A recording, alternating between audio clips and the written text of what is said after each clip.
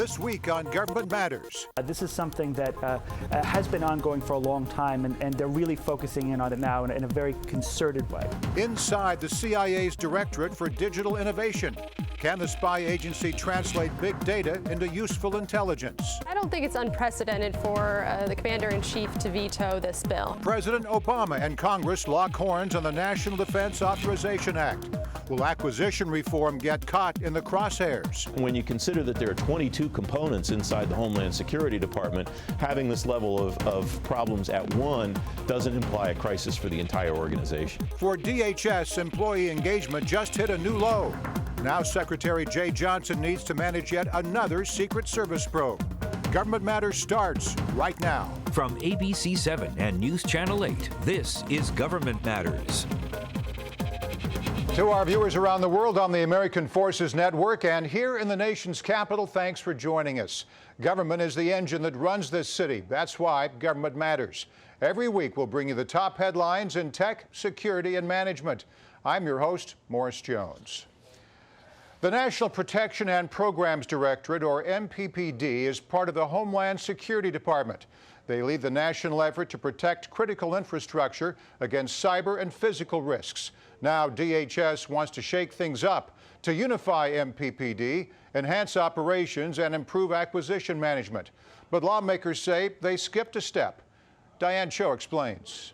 Do each of you swear that the testimony that you will give today shall be the truth? Coming under fire on Capitol Hill this week, the Department of Homeland Security. Several members of the committee and I were very disappointed to learn about this proposal through leaked reports in the media.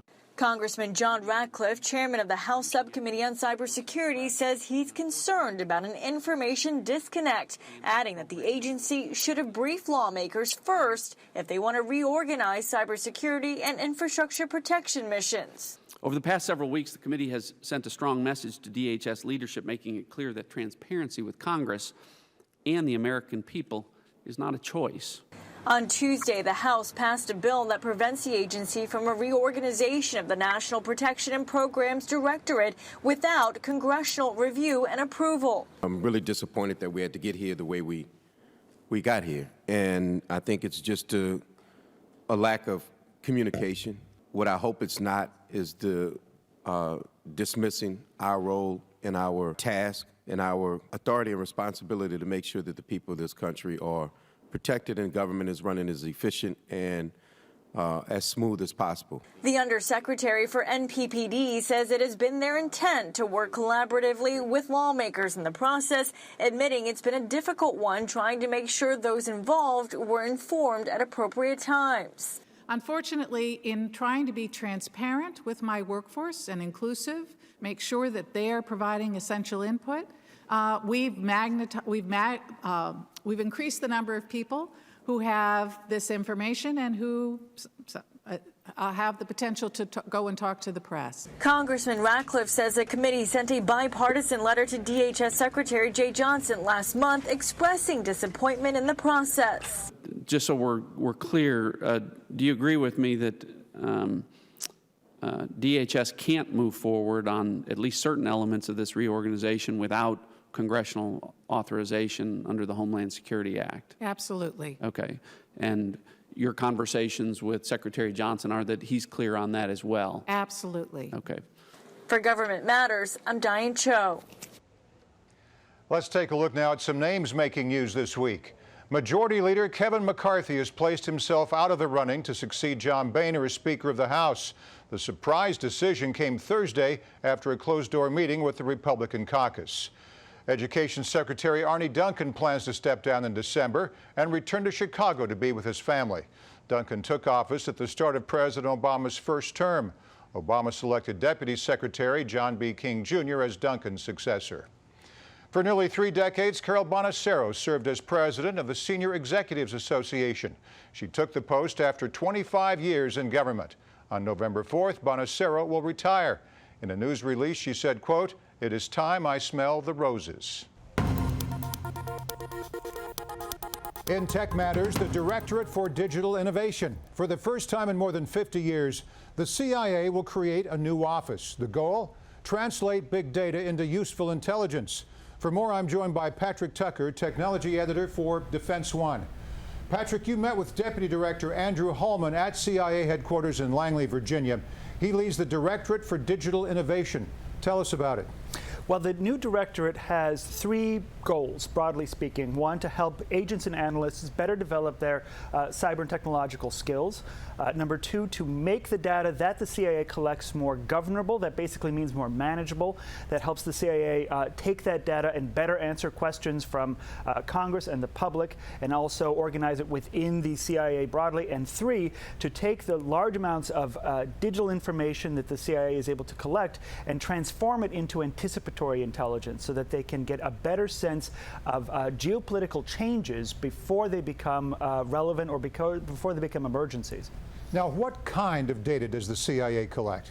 Traditionally, the CIA has collected what's called human intelligence. These are agents or analysts. They go out, they have conversations, they look at documents, interactions with humans. And that data is beginning to change because humans carry around digital devices. We create, as humans, digital information. And so this new directorate understands or takes advantage of the fact that a lot of the information that CIA agents and analysts collect and deal with is produced on different devices, and that has a lot of relevance for the future of intelligence work, but it's still traditionally human intelligence. We all hear the expression connecting the dots, and that brings me to another key goal, anticipatory intelligence. Explain that term. So what the CIA, since, in many ways its very beginnings, has been tasked with doing is predicting or anticipating changes that are going to happen. We walk around today with these digital devices that collect a lot of digital information about us, and all of that speaks to something we're going to do. If you take all of that in aggregate, you analyze it correctly, then theoretically you can get a sense of a change that's going to happen on a societal level, on a national level, in a particular place, and this is anticipatory intelligence. Understanding on the basis of these signals, many of them digital, some of the changes, geopolitical, political, perhaps having to do with national sentiment that are taking place in parts of the world where we have an interest, Latin America, the Middle East, of course, Asia, and elsewhere. Now, Patrick, let's talk about redundancy concerns. Other members of the intelligence community already specialize in this arena. The National Security Agency, for example.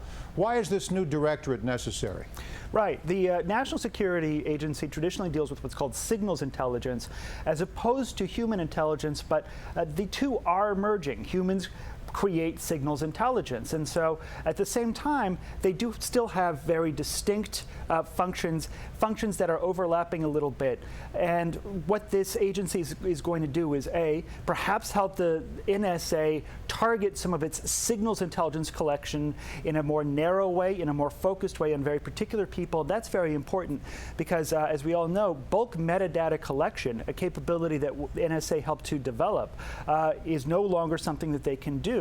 So they have to work with different intelligence agencies and law enforcement agencies in a new way to derive new forms or sources of signals intelligence. And so these two agencies, the CIA through the Digital Directorate and the NSA, will work together in a lot of ways, but they'll still remain functionally distinct in terms of what their actual roles are. Is the CIA late coming to the party on this, or is the timing just about right?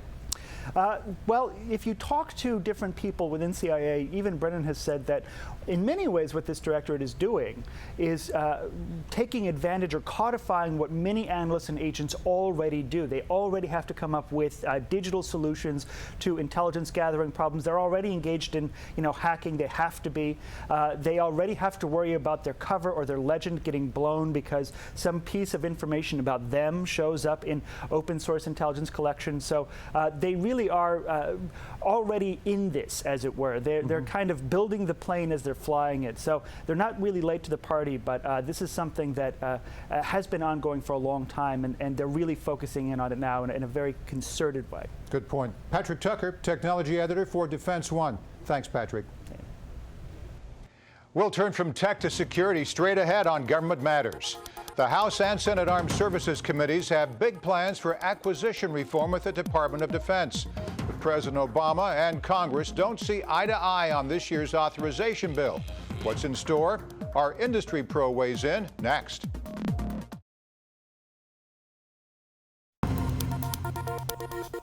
In security matters, the National Defense Authorization Act. This past Wednesday, the Senate easily cleared the $612 billion defense policy bill. It would raise military pay, overhaul the retirement system, and make changes to the acquisition process. President Obama says he will veto the NDAA because it keeps Guantanamo open and pads the overseas contingency account with an extra $38 billion. For more, I'm joined by Erica McCann, Director of Federal Procurement for ITAPS. Erica, you applauded this bill in an op-ed published this week, mostly because it changes the way DoD buys information technology. How so? Well, this bill, it contains over 80 provisions that really change the way the Department of Defense and other agencies, quite frankly, are able to bring in new innovation into what their missions are. There are particular items around commercial item acquisition, as well as regulatory reforms that the IT industry thinks is critical to achieving national security and allowing the Department of Defense to keep their technological edge. Now, what kind of impact would the NDAA have on the private sector?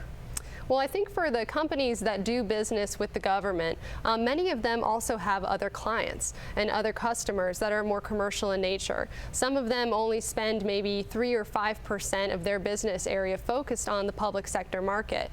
And because of that, and because of the innovations that they're able to develop with their R&D efforts, the government really wants to leverage what those innovations are and bring them into government.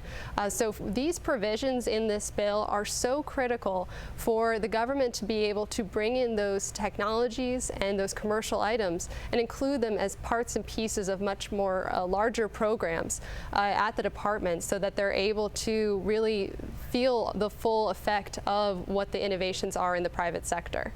The bill's future, however, is pretty cloudy. The Senate approved it 70-27, but Democrats promised to sustain a presidential veto. Let's get a little history lesson courtesy of Military Times. The Defense Authorization Bill has been signed into law for more than 50 consecutive years, one of the few bipartisan bright spots in an increasingly divided Congress. Hill staffers noted that during that stretch, the measure has been vetoed only 4 times, each time over issues that lawmakers were able to quickly and easily correct. What about this year? Is there an easy fix, or will this issue get wrapped up in the larger spending debate? Well, I don't think it's unprecedented for the Commander-in-Chief to veto this bill. However, I think that the provisions that have been put in place to achieve true acquisition reform at the department must find a way to sustain themselves, and they need to be made into law one way or another. It's certainly possible for the Congress and the President to work these differences out, and none of the differences are really around some of these contracting issues anyways. Erica, the House and Senate Armed Services Committee started this process well over a year ago. How do they view this fight? Well, this is a project that they have been pouring their hearts into for the past year or more. This is something that takes a lot of bipartisan support from. They've worked very hard with the stakeholders in DoD and within the private sector to make sure that some of these reforms are able to be implemented. And so for them, it's really an important measure for them to be able to say that these provisions are going to be made into law. And certainly for the private sector, we share that same perspective. Erica McCann, Director of Federal Procurement for ITAPS. Thanks for the update, Erica. Thank you. We'll turn from security to management straight ahead on Government Matters. The last things the U.S. Secret Service needs is another scandal. Does their latest probe indicate trouble at the top? Francis Rose from Federal News Radio weighs in next.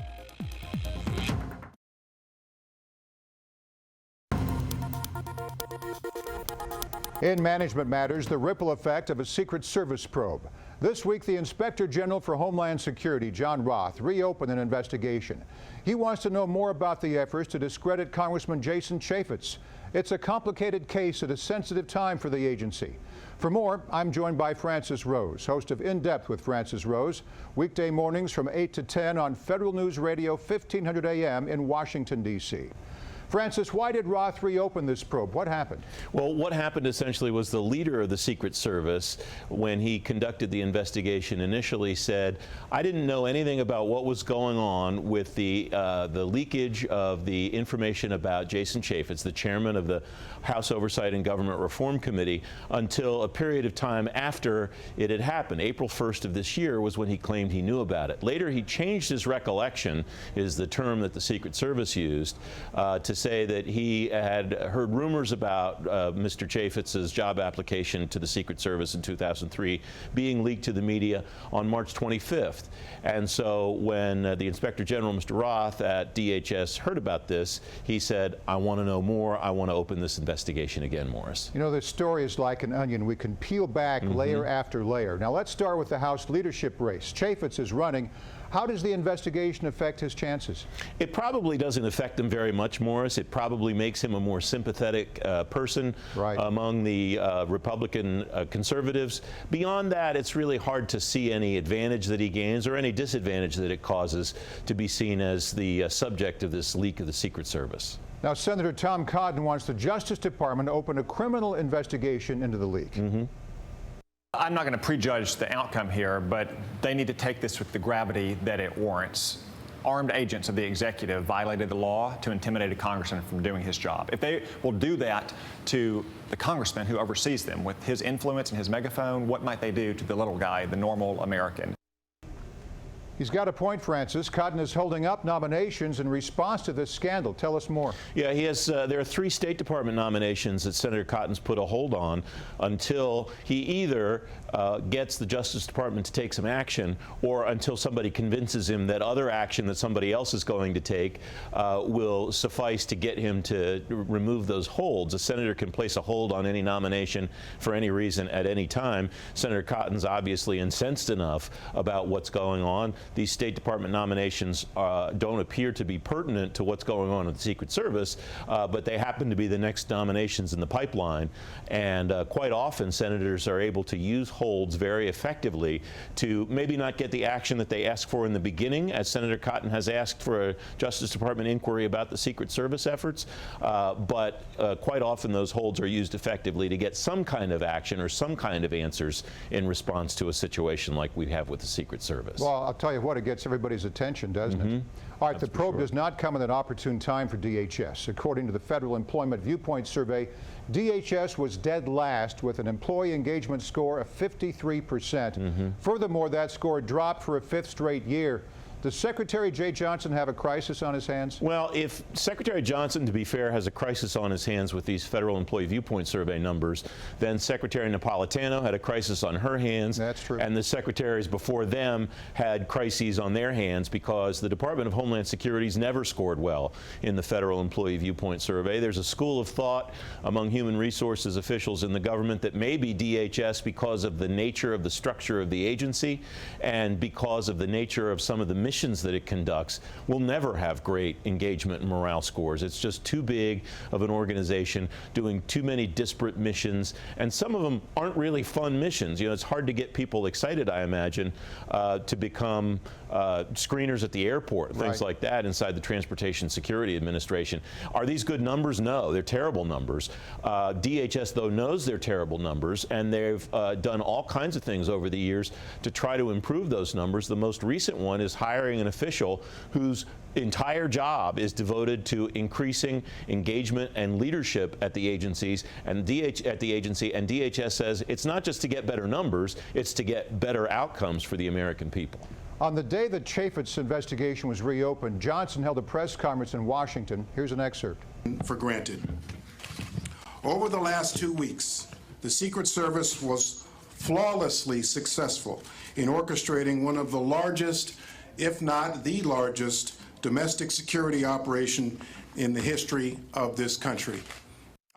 All right, in that 2-week span, the Secret Service protected Pope Francis in 3 cities and provided security details for 160 world leaders at the United Nations. Quite an undertaking. That said, the timing of this press conference was not ideal. It's a real catch-22 for Jeh Johnson. How can he shore up DHS in the middle of all this controversy? Well, I'm not sure that the timing was terrible for that news conference. I think it was fair for Secretary Johnson to point out, as he did at this news conference, yeah, we're experiencing some challenges in the Secret Service, but it's not like the entire agency is screwed up and nothing's working right. And I think it was fair for him to point out, here are some accomplishments of the Secret Service in the past couple of weeks. That being said, yes, the Secret Service is in a big situation right now, because you got to remember, it's not just the problems with Jason Chaffetz's job application being leaked. We had the guy who jumped the White House fence. We had the guy who got in the elevator at the hotel that the president was staying at in Atlanta. We had the drone flown over the wall at the White House. All kinds of issues that the Secret Service is up against. So there's no denying there's a crisis at that agency. But when you consider that there are 22 components inside the Homeland Security Department, having this level of problems at one doesn't imply a crisis for the entire organization. Herding cats, among other things. Indeed it is. Francis Rose with Federal News Radio in Washington. Thanks, Francis. Thank you, Morris. We'll turn from management to final matters straight ahead.